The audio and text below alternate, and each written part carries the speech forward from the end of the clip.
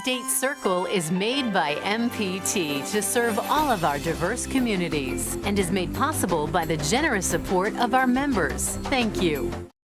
Gearing up for a fight on education funding. The additional revenue that was promised for the classrooms should be required to go into the classrooms. Another transit system grinds to a halt.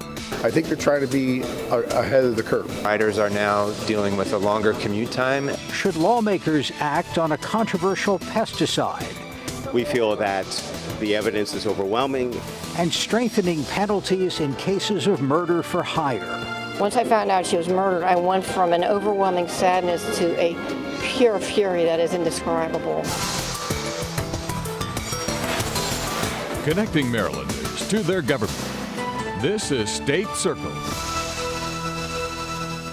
Good evening. The big story around State Circle this week is Slots for Tots Round 2. Back when voters approved expanded gambling, it was argued that the new money would go only to education. It may have, but other funds were then moved out of the education budget to compensate. This week, the governor joined calls to add a lockbox feature to ensure that casino funds would expand school spending. $4.4 billion.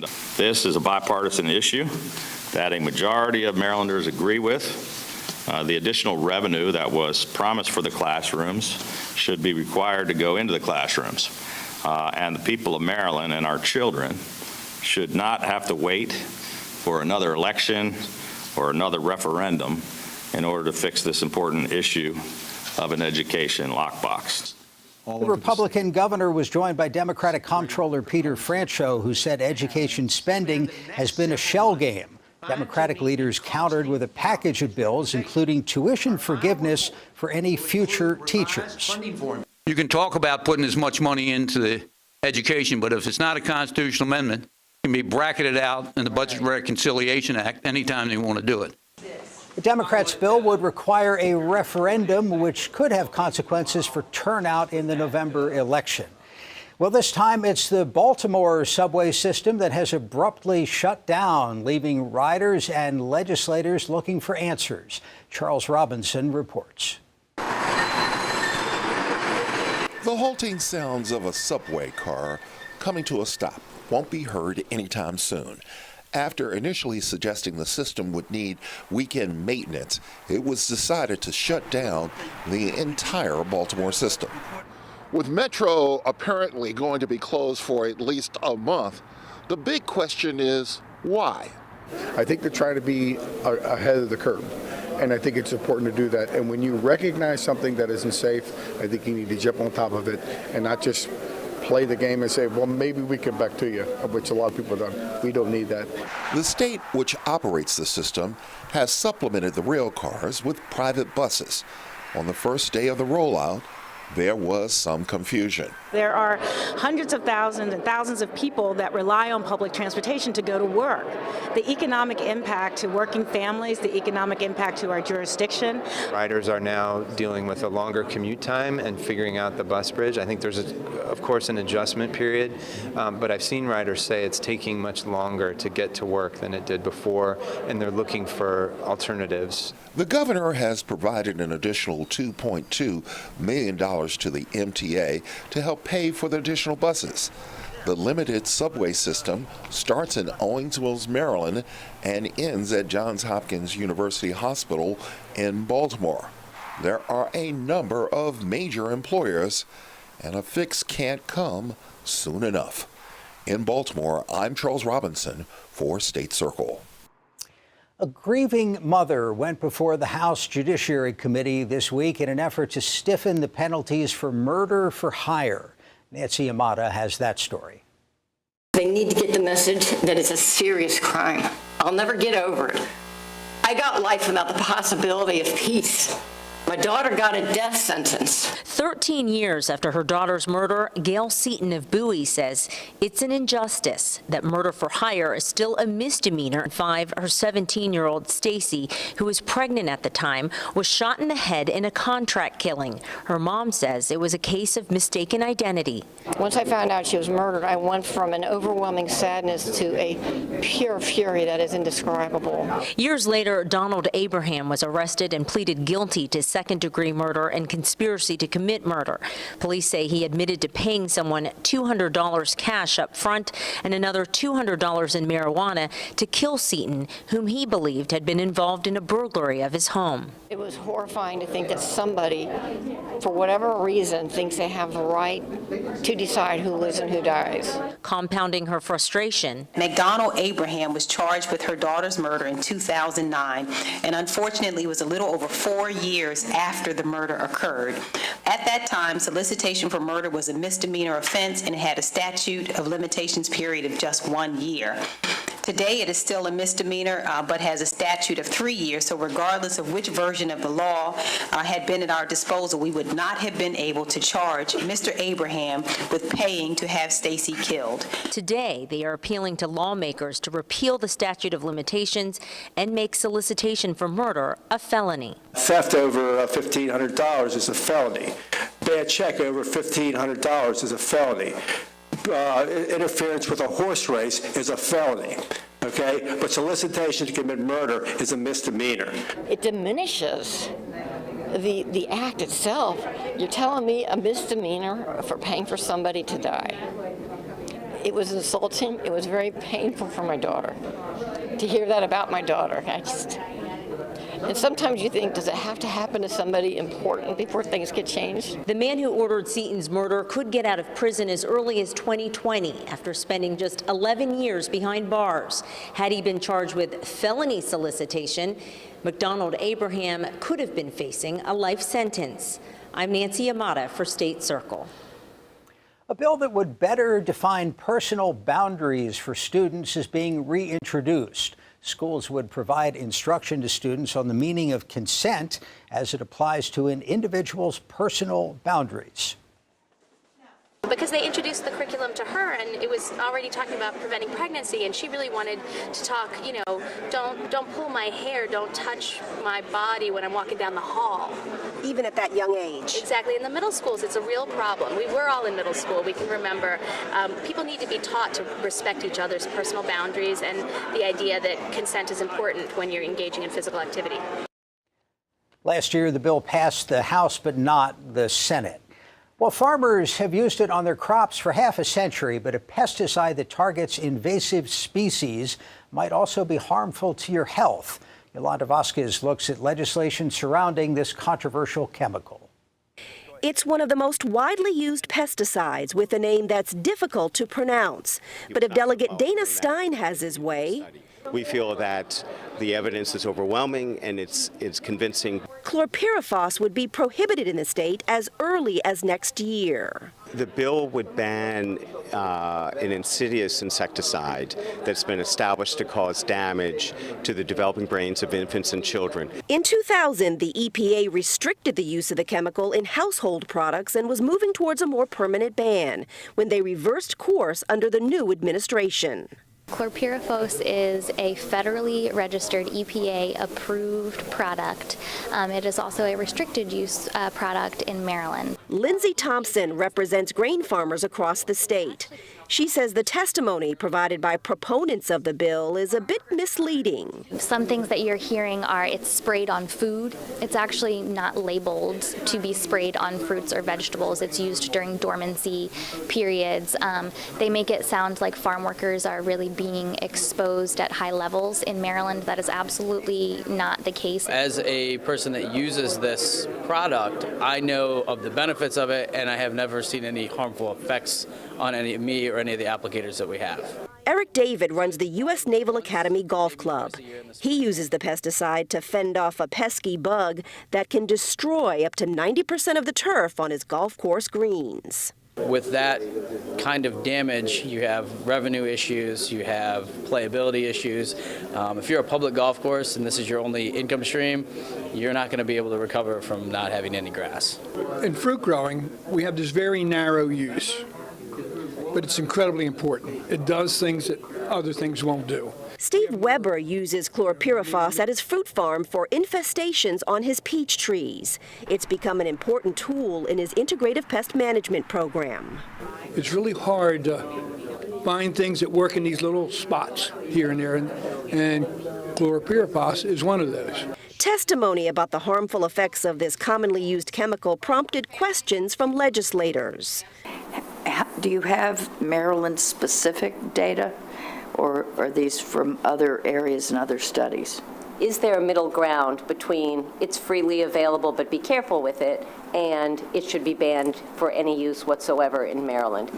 The most troubling part of the bill for Riley Titus is the way it's being handled, through a legislative means rather than a regulatory process. So not to get too into the weeds in these technical terms, but there is a broad amount of oversight. Pesticides are one of the most highly regulated commercial products in the country. While the use of chlorpyrifos among Maryland farmers is minimal and only used when these peach tree branches you see right here are dormant, farmers say it is a necessary pesticide to combat invasive species. Delegate Dana Stein disagrees, saying there are safer products on the market. As he tries to do away with a pesticide he says poses a public health threat to Marylanders. You don't want to hurt the developing brains of children and infants. That is paramount above everything else. In Annapolis, I'm Yolanda Vasquez for State Circle.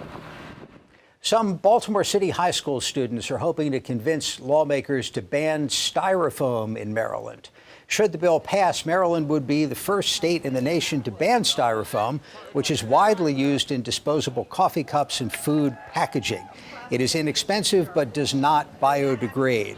Montgomery and Prince George's counties and Washington have already enacted similar bans. Styrofoam is bad because it contains carcinogens that we consume. It's bad for the environment because it goes into our streams and our rivers, and the fish and birds eat it, and we burn our trash in Baltimore, so it goes straight into the air. The ban is opposed by manufacturers and retailers who say banning styrofoam will drive up costs, which will be passed on to the consumer.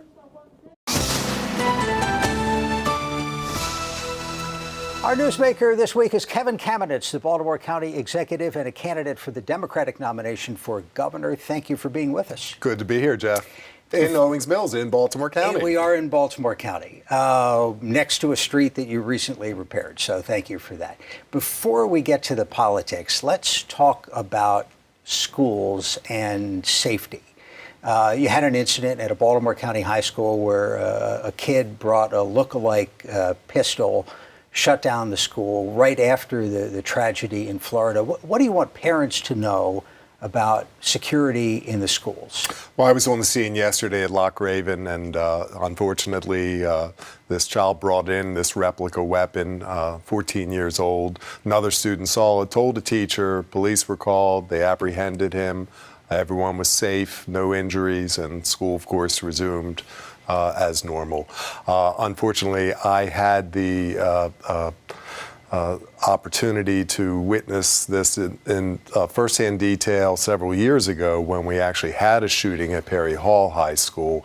And after that, I immediately took steps to strengthen the security of every single Baltimore County school. We added secure buzzers on the doors, reinforced doors, windows, a system where you have to show identification in order to enter the school. And also we put video cameras both inside and outside the schools, and those are accessible by every police officer on their laptop in Baltimore County at any time of the day or night, so they can always extend their eyes and see what's happening. And we also put police officers in every middle school and every high school. So my message is that I wish Baltimore County were immune to this type of activity, but unfortunately we're not. But we've taken every opportunity to make sure that our schools are prepared in the event that there is an issue. They practice lockdown drills. Our police are fully engaged, and our number one priority is to maintain the safety of our schools. Right, let's turn to the race for governor. There's a large field on the Democratic side this year. What is the Kamenetz campaign about? Well, listen, I have a great track record of accomplishment here in Baltimore County. I'm running a county that's larger in population than 4 states. We've improved our schools with record school construction, building or rebuilding 90 schools. We've created jobs using innovative techniques of our Job Connector program, where we're finding out from our employers what are the skills they need in the people that they're hiring, and then we train people to acquire those skills so that they graduate from our trade schools or our colleges not only with a diploma in their hand but a job in their hand. We've protected the environment, and we've done it all without raising the tax rates. So I'm a lifelong Marylander. I'm a lifelong Democrat. This is my track record of accomplishments and real results that I think I will bring as governor. If there was one issue to point to that would differentiate you from the rest of the Democratic field or from the Republican incumbent, what would it be? Well, look, I have the understanding of what it takes to roll up your sleeves and sweat the details and do the hard work to actually get things done. Right now, our state needs to fully fund education, but we have to end the disparity between the haves and the have-nots. Marylanders have always prided themselves in our investment in education, and for years, our public schools were #1, and now we're just middle of the pack. I'm going to fix that, but we also need to have a better transportation system. We need to rely on 21st century mass transit as opposed to this 20th century highway solution that Governor Hogan seems to be pushing. And we also have to have better job creation and really have a long-term plan for growth for our state. I just feel right now we're just standing still. We're not getting things done. In terms of highways, Baltimore County, most of the Baltimore Beltway is in Baltimore County. 90%, yeah. There are some world-class traffic jams on the Baltimore Beltway. The governor says he wants to expand the road. What would you do? Look, I want you to think about this. Every world-class city has an integrated multi-jurisdictional mass transit system. London, New York, Philadelphia, Washington, D.C., although they have service issues. In the Baltimore region, we had the opportunity to expand mass transit from Baltimore County into the city with the Red Line, and Governor Hogan canceled it. He gave back $900 million of federal money, and then he took the $900 million that was devoted for mass transit solutions for the Baltimore region and dispersed it to rural road projects. And we're still stuck in traffic. So we need to focus on better transportation options. People are on the Beltway because they don't have any alternatives. If we had a decent mass transit system here in the Baltimore region, it would give that driver a choice as to whether or not to use the Beltway. Hogan's complaint with the Red Line, I recall, largely centered on this tunnel through downtown Baltimore. It was $1 billion plus, and it was right next to the existing tunnel. Are you okay with the Red Line? Are you endorsing the Red Line as it stood a few years ago? Well, listen, the real issue is that Hogan did no public dialogue, didn't do any type of study. He just came in and quickly dismissed it as a boondoggle and abandoned us in the Baltimore region. The real issue is, do you have a philosophy that you invest in transportation because it not only eases traffic congestion but promotes economic development? In Baltimore County, I created our first true transit-oriented development at the Owings Mills subway. It was a parking lot, and we've now turned it into a center where we have a library and a community college, but retail and apartments, and an opportunity for people to get from point A to point B without using their car. Except they can't get from point A to point B today on the Metro because it's been shut down for a week. What do you know about it? Well, look, again, it's disinvestment. If you don't have a believer in mass transit as governor, you're not going to make the investments that are necessary to improve the system. So he's had 3 years of neglect in mass transit, and now we're paying the price of that. Before we go, the education lockbox, we talked about it earlier in the program, whether there should be a law, whether there should be a constitutional amendment. What would you support? Well, listen, we're not fully funding education, and it's interesting that it takes an election year for Governor Hogan to suddenly say, oh, yeah, now I'm going to do that. I'm going to ignore what I've done in the last 3 years, which is not to fully fund education, just funding the bare minimum, because it's an election year and because the Democrats are now saying, hey, the casino money was promised to go into education, not to supplant or replace existing funds. Sure, that's what we need to do. The Kerwin Commission has clearly stated that we have to increase the level of funding, and I agree. We're doing great things in Baltimore County.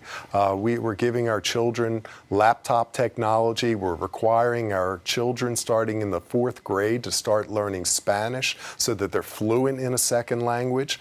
Our graduation rates have increased every year in Baltimore County, exceeding the state average. And in Baltimore County, there is no disparity in the graduation rates between black and white students. It's because we want to invest in education and invest in programs that really make a difference. That's what we need as our governor. Baltimore County Executive Kevin Kamenetz, sir, thank you very much. Jeff, good to be back.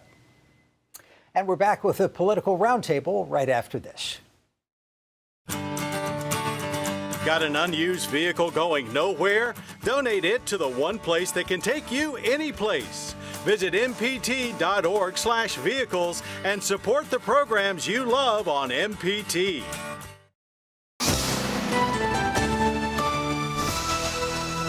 And joining us now from the State House, Brian Sears, reporter for the Daily Record. Brian, thanks for being with us. Let's start with your report today on the governor and the ACLU settling a dispute involving Facebook. What was that about? Yeah, really quickly, we don't know what the exact settlement is going to be, but essentially the ACLU filed a lawsuit against the governor and some members of his staff because they were deleting and blocking people who were leaving messages that the governor's staff felt was inappropriate or inconsistent with what they wanted on their Facebook page. The ACLU said that this was essentially a First Amendment violation. It's some really interesting emerging law that we see happening now with politicians and social media. Yeah, I'm curious about that because if it's somebody's personal page, can't that person control what's on it and delete whatever they feel like? Well, sure, if it's you and me, Jeff, because neither one of us are public officials, but for a public official who is using that as a primary tool of communicating with the public, it creates essentially a public space, and courts pretty consistently now are looking at that as being a public space and treating that the same way that you might treat the sidewalks down here in Annapolis. So speaking of civil rights, some gun rights activists, advocates are suing. This is sort of the hat trick of the Bill of Rights here, due to their arrest while they were demonstrating outside the State House. So we have the Second Amendment, we have the First Amendment, and we have the Fourth Amendment, right? And the 14th. Essentially, these two gentlemen, Jeff and Kevin Hulbert, were down here with a small group of Second Amendment, pro-Second Amendment protesters known as Patriot Picket. They come down here every Monday night. They've been down here every Monday night since the start of the 2016 session. Generally, they have pretty provocative signs, but they're not terribly aggressive in terms of when people come and go and pass through them. But for some reason, 2 Mondays ago, they caught the attention of the Maryland Capitol Police, who asked them to move. They refused, saying that they had the right to be on the sidewalk. And Jeff Hulbert was taken into custody, and his brother was later taken into custody while videotaping his brother's arrest. The charges were dropped 4 days later, but the brothers have now filed a lawsuit saying that their civil rights were violated. Well, and the thing in there that's perhaps explosive is saying that they were violated for specific political reasons. Yeah, that's correct. One of the things that they allege in their lawsuit is that the colonel of the Maryland Capitol Police formerly worked for the Senate president, and that the Senate president then helped him later get that job and perhaps took some offense to one of the signs. Senate President Mike Miller mentioned the sign once. It's a sign that refers to him and the House Speaker as being traitors. The Senate president joked with me about it, but the Second Amendment protesters seem to believe that he actually takes that a lot more seriously, and that may have had something to do with their arrest. But we just there's no way for any of us to really know that. What happened to the the medical marijuana bill that was going to extend more licenses for underrepresented minorities in the business of growing it, selling it? That was supposed to be a top order of business, but we're almost halfway through the session. So it was a top order of business, and we had a hearing on this in the very early days of the session, and a guarantee from Delegate Cheryl Glenn of Baltimore City, who was looking forward to getting this done, who said that she expected that they would have this as a done deal in front of the governor by the end of January. It's still sitting in the House, and part of the holdup seems to be debate over how exactly to implement expanding these licenses and providing some of them to minority-owned businesses, which is something that we don't have among the license holders here in Maryland right now. One of the stories you wrote this week on the subject of retirements in the legislature, the timing on this is that the filing deadline for people who want to run for office in this election year is coming up in 10 days or so. So a lot of decisions are being made. And you looked at the retirement announcement from Senator Casemeyer, and in a few seconds, you think that could change the political tilt of the state Senate. Yeah, I think a lot of people expect with Senator Casemeyer's departure and a number of other legislators who are leaving, that this is going to make the Senate a lot younger and a lot more progressive, especially in some of these seats where you're pretty much guaranteed to get a Democrat, and so I think the expectation is that is going to do something that the Senate has been effectively insulated from compared to the House of Delegates, making it a little more progressive. Things perhaps like the passage of recreational marijuana might be easier to get through the Senate. We got to leave it there. Pick up a Daily Record to read Brian's work, or thedailyrecord.com. Thank you for tuning in for State Circle. We're back Monday at 7 with Direct Connection. Have a good night.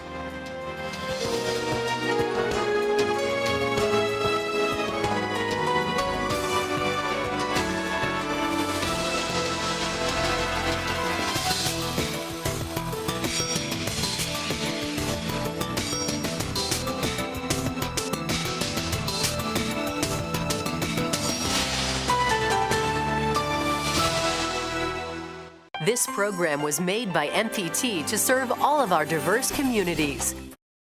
TV Worth Watching is supported by the members of MPT and by... Have you heard of the Thurgood Marshall College Fund? It's the largest organization supporting the HBCU and Black college community, offering scholarships, internships, and good jobs to qualified students and alumni. Visit tmcf.org to learn more.